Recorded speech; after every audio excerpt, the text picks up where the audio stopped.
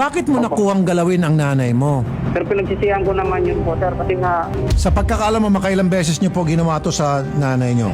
maraming dito, sir, pero yung mama ko minsan nag-aalok ng ganyan, sir. Gabay po sa mga manonood, medyo sensitibo po itong topic na ito.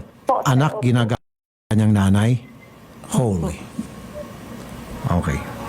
Magandang hapon po, Idol. Sarili niyo pong anak, bigyan natin ng alias na Kevin, itong si anak, isang grab driver.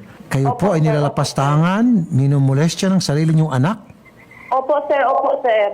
Ano to, addict, ma'am? Hindi ko po alam, sir, kasi minsan po hindi po yan umuwi ng bahay isang gabi po, minsan 3 gabi po. Hindi ko po alam po, sir, Paano niyo po nagawa yun, nanay? Tapos, di ba?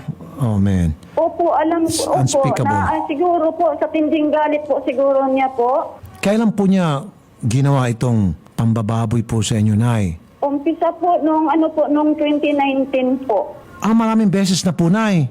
Opo, sir, opo. Ba't di po kayo nag-report sa pulis? Po, nag-report po ako dati po sa sa Station 16 po. Kaso lang po, hindi po kami naharap noon dahil kinabukasan po, suna ni Duterte po. At saka po, nagmamakaawa po siya sa akin nga kung ipapakulong ko daw po siya, magpakamatay po siya sa loob ng kulungan po. Magbabago na daw po. Pero wala naman po nangyayaring pagbabago, ganun pa naman din po.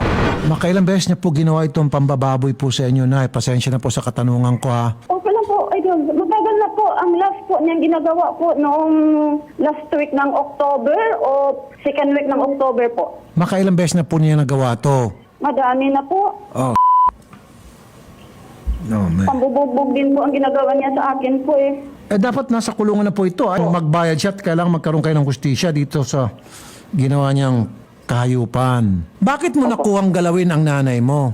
Sir, dahil nga po, nung una kasi niya nun po, sir, nung kalasingan, sir, pero pinagsisihan ko naman yun po, sir, kasi nga, yun naisip ko, sir, dahil nga marami na rin po siyang babaeng inaway. Doon po yan nag-umpisa, sir, sa mga babaeng inaway niya po. Yun na rin ang tumatakbo siguro sa isip ko, bakit ganun yung magulang ko, nanay ko, kaadlangan niya ko ang gusto ko sa ano. Teka muna. Marami siyang inaaway na babae. Sino yung mga babaeng inaaway niya at bakit ka nagkikialam? Ano, sir, parang ayaw niya akong pagkatawain po, ganun. Parang siya lang mismo magmay-ari. Ganun lang po.